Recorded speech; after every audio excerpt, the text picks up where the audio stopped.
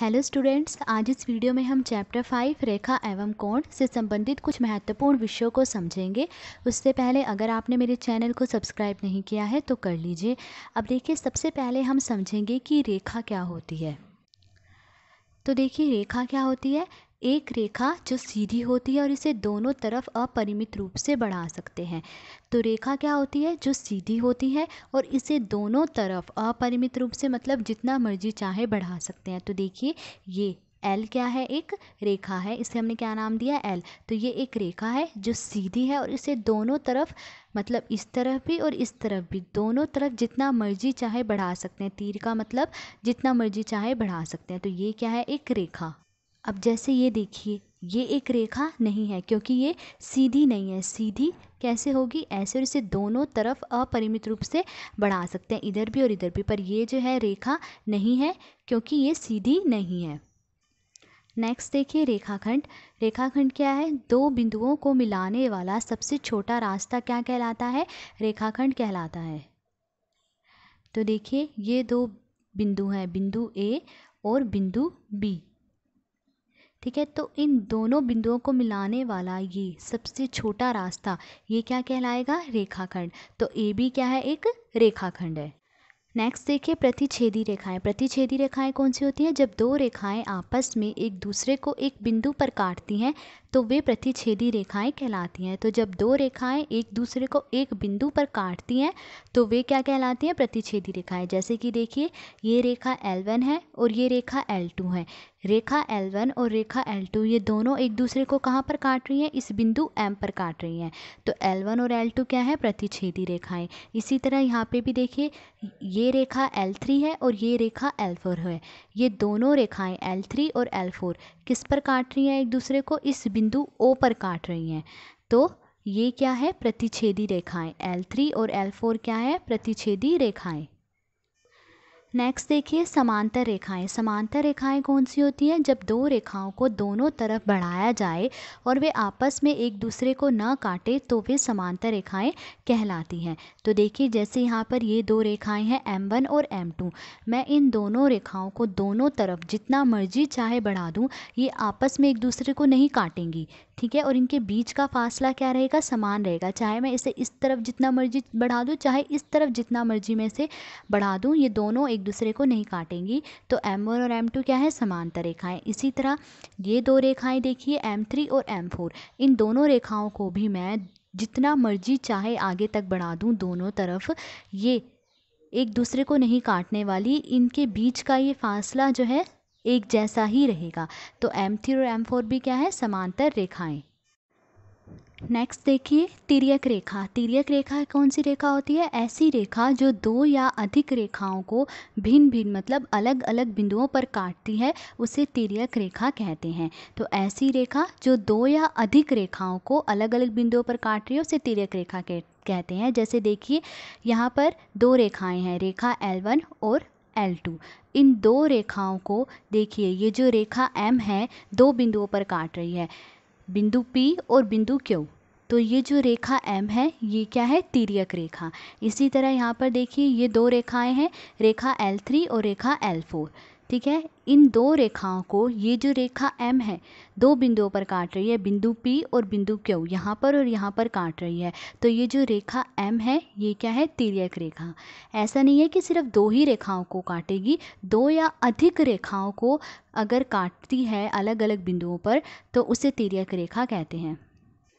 Next देखिए, किरण। किरण क्या होती है, जब किसी रेखाखंड को एक ही दिशा में बिना किसी अंत के विस्तृत किया जाता है तो वह किरण कहलाती है। तो जब हम किसी रेखाखंड को एक ही दिशा में बिना किसी अंत के मतलब जितना मर्जी चाहे एक ही दिशा में आगे तक बढ़ाते जाएं तो वह क्या कहलाती है, किरण कहलाती है। जैसे कि ये देखिए, ए बी एक रेखाखंड है और इस रेखाखंड को हम एक ही दिशा में जितना मर्जी चाहे आगे तक बढ़ा दें तो ये क्या है, किरण कहलाती है। तो ए बी क्या है, एक किरण है, एक ही दिशा में आगे की तरफ बढ़ेगी। ठीक है। नेक्स्ट देखिए, कोण। कोण किसे कहते हैं, जब दो किरणें एक ही बिंदु से आरंभ होती हैं तो कोण बनता है। तो देखिए, जैसे कि यहाँ पर बिंदु O है, इस बिंदु O से एक किरण OA आरंभ होती है और इसी बिंदु O से दूसरी किरण OB आरंभ होती है। तो जब एक ही बिंदु से दो किरणें आरंभ होती हैं तो इस प्रकार एक कोण बनता है। तो ये क्या बन रहा है? कोण। और इसे हम कैसे दर्शाते हैं? कोण AOB, या फिर कैसे लिख सकते हैं हम इसको? कोण BOA, कोण BOA। और जिस बिंदु पर कोण बनता है, जैसे O बिंदु पर कोण बना है तो वो बिंदु बीच में आता है। ठीक है, तो ये है कोण। अब आगे देखिए न्यून कोण क्या होता है। वह कोण जिसका माप 0 डिग्री से बड़ा और 90 डिग्री से छोटा हो न्यून कोण कहलाता है। तो वह कोण जिसका माप 0 डिग्री से बड़ा और 90 डिग्री से छोटा हो वो क्या कहलाता है? न्यून कोण। जैसे कि 30 डिग्री है, देखिए 30 डिग्री 0 डिग्री से बड़ा है और 90 डिग्री से छोटा है, तो 30 डिग्री क्या है? न्यून कोण। ऐसे ही 20 डिग्री ले लीजिए, 20 डिग्री भी क्या है? 0 डिग्री से बड़ा पर 90 डिग्री से छोटा है। ऐसे ही 80 डिग्री देख लीजिए, 80 डिग्री भी क्या है? 0 डिग्री से बड़ा है और 90 डिग्री से छोटा है, तो 80 डिग्री भी क्या है? एक न्यून कोण है। तो वह कोण जो 0 डिग्री से बड़ा और 90 डिग्री से छोटा हो क्या कहलाता है? न्यून कोण कहलाता है। आगे देखिए अधिक कोण। अधिक कोण कौन सा कोण होता है? वह कोण जिसका माप 90 डिग्री से बड़ा और 180 डिग्री से छोटा हो अधिक कोण कहलाता है। तो वह कोण जिसका माप 90 डिग्री से बड़ा और 180 डिग्री से छोटा हो अधिक कोण कहलाता है। तो 90 डिग्री से बड़ा होना चाहिए और 180 डिग्री से छोटा हो। जैसे कि 100 डिग्री देखिए, 100 डिग्री 90 डिग्री से बड़ा है और 180 डिग्री से छोटा है, तो 100 डिग्री क्या है? अधिक कोण। ऐसे ही 120 डिग्री भी 90 डिग्री से बड़ा है और 180 डिग्री से छोटा है, तो 120 डिग्री भी क्या है? अधिक कोण।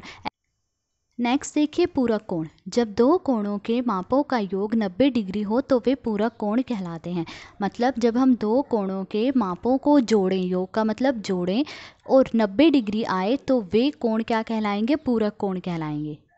जैसे कि 40 डिग्री और 50 डिग्री है, मैं इन दोनों को जोड़ूं तो क्या आ रहा है? 90 डिग्री आ रहा है।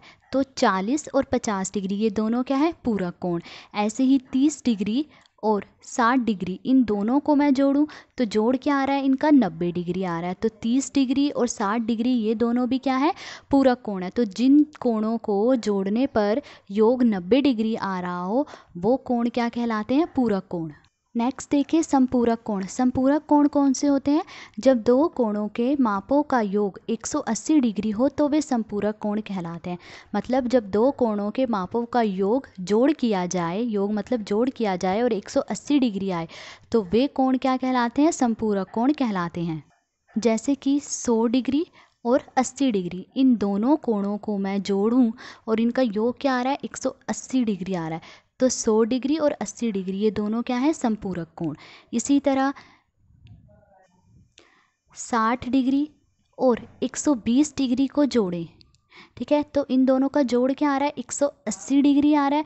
तो 60 डिग्री और 120 डिग्री ये दोनों क्या है? संपूरक कोण। तो जिन कोणों को जोड़ने पर जोड़ 180 डिग्री आ रहा हो वो दोनों क्या है? संपूरक कोण। नेक्स्ट देखिए एक समकोण। एक समकोण किसके बराबर होता है? 90 डिग्री के बराबर। फिर एक ऋजु कोण या सरल कोण, ये किसके बराबर होता है? 180 डिग्री के बराबर होता है। एक संपूर्ण कोण किसके बराबर होता है? 360 डिग्री के बराबर होता है। तो ये आप याद कर लीजिएगा कि समकोण 90 डिग्री के बराबर होता है और एक ऋजु कोण या फिर सरल कोण कह लीजिए वो किसके बराबर होता है? 180 डिग्री के, और एक संपूर्ण कोण 360 डिग्री के बराबर होता है। नेक्स्ट देखिए ऊर्ध्वाधर सम्मुख कोण या शीर्षाभिमुख कोण। या तो ऊर्ध्वाधर सम्मुख कोण कह लीजिए या फिर शीर्षाभिमुख कोण कह लीजिए।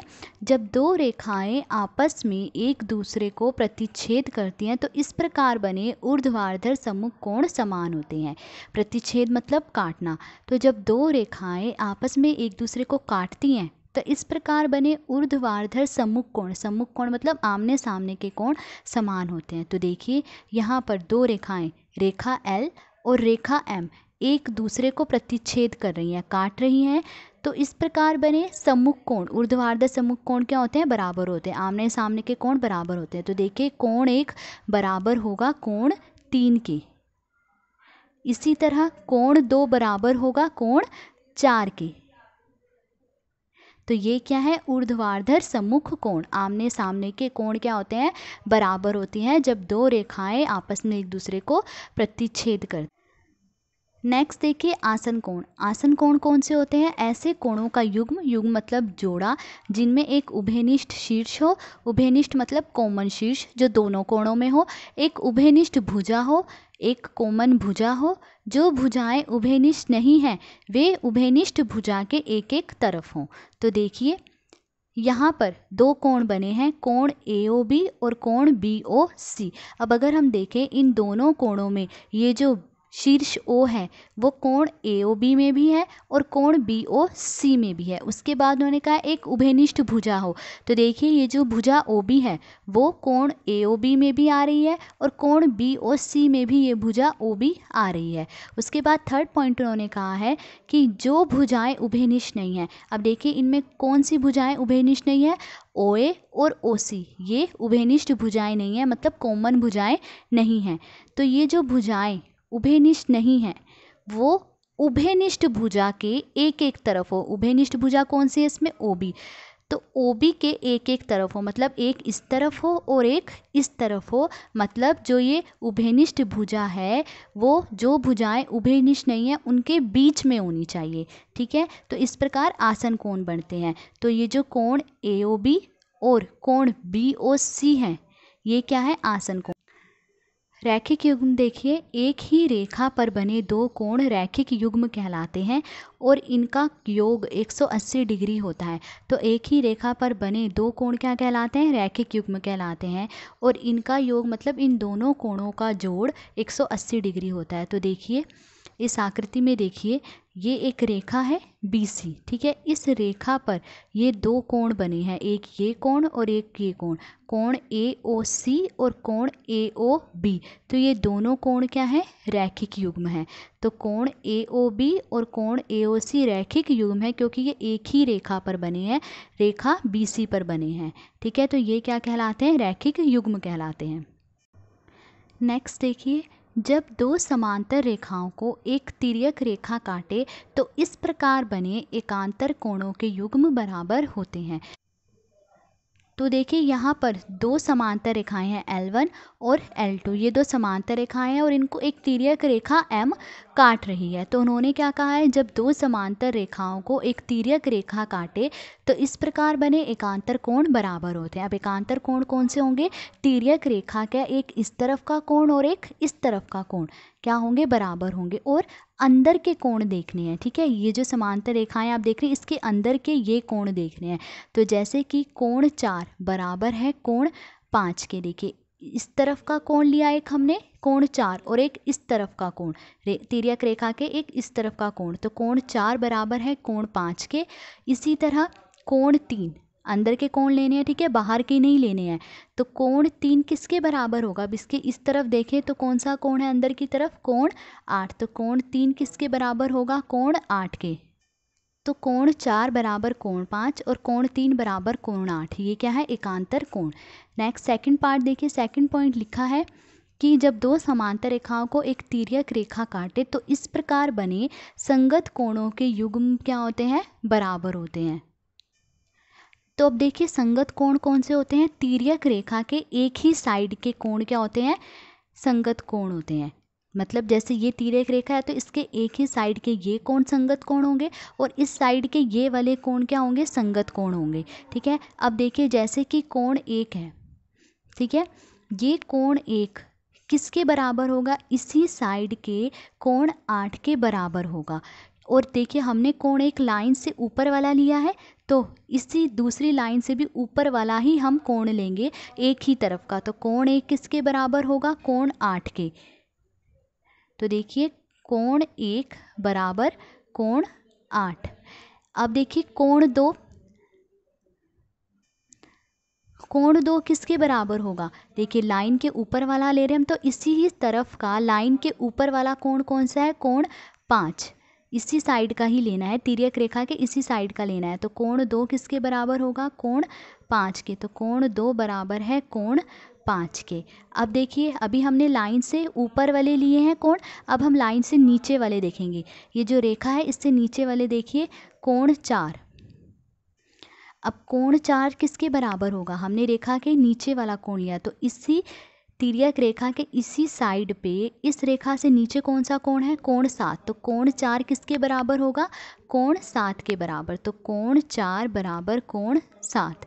इस प्रकार अब इस तरफ आए हम तिर्यक रेखा के, तो इस तरफ देखिए रेखा L1 से नीचे कौन सा कोण है, कोण 3, तो ये कोण 3 किसके बराबर होगा, इसी साइड में रेखा L2 से नीचे वाला कोण कौन सा है, कोण 6, तो कोण 3 बराबर होगा कोण 6 के, तो कोण 3 बराबर कोण 6। तो ये सारे क्या हैं, संगत कोण हैं। ये क्या होते हैं, बराबर होते हैं जब दो समांतर रेखाओं को एक तिर्यक रेखा काटे। ठीक है, नेक्स्ट थर्ड पार्ट देखिए, जब दो समांतर रेखाओं को एक तिर्यक रेखा काटे तो तिर्यक रेखा के एक ही तरफ बने अंतः कोणों का प्रत्येक युग्म क्या होता है, संपूरक होता है। संपूरक मतलब एक ही तरफ बने अंतः कोणों का जोड़ 180 डिग्री होता है। तो देखिए ये तिर्यक रेखा है, ठीक है, तिर्यक रेखा के एक ही तरफ बने मतलब इसी तरफ बने अंतः कोण मतलब अंदर के कोण, ये जो अंदर के कोण आ रहे हैं ना, कोण 4, कोण 3, कोण 8, कोण 5, ये क्या है, अंदर के कोण है। तो एक ही तरफ के अंतः कोण, अब एक ही तरफ के देखिए अंतः कोण कौन से हैं, कोण 4 और कोण 8, तो इनका क्या बोला है उन्होंने, प्रत्येक युग्म क्या होता है, संपूरक होता है। तो इन दोनों का जोड़ मतलब कोण 4 जमा कोण 8 बराबर होगा 180 डिग्री। तो कोण 4 जमा कोण 8 बराबर 180 डिग्री। इसी तरह देखिए, अब देखिए जो तिर्यक रेखा के अब इस साइड के लेंगे हम अंतः कोण, अंदर के कोण, तो देखिए इसी साइड के अंतः कोण कौन से हैं, कोण 3 और कोण 5, तो इन दोनों का जोड़ क्या होगा 180 डिग्री। तो ये जो कोण 3 और कोण 5 क्या है, संपूरक होते हैं। तो कोण 3 जमा कोण 5 बराबर 180 डिग्री। तो तिर्यक रेखा के एक ही तरफ बने अंतः कोणों का जोड़ 180 डिग्री होता है। तो आज इस वीडियो में हमने चैप्टर 5 से संबंधित कुछ महत्वपूर्ण विषयों को समझा। अगर आपको वीडियो अच्छी लगी हो तो please like, share and subscribe. Thank you.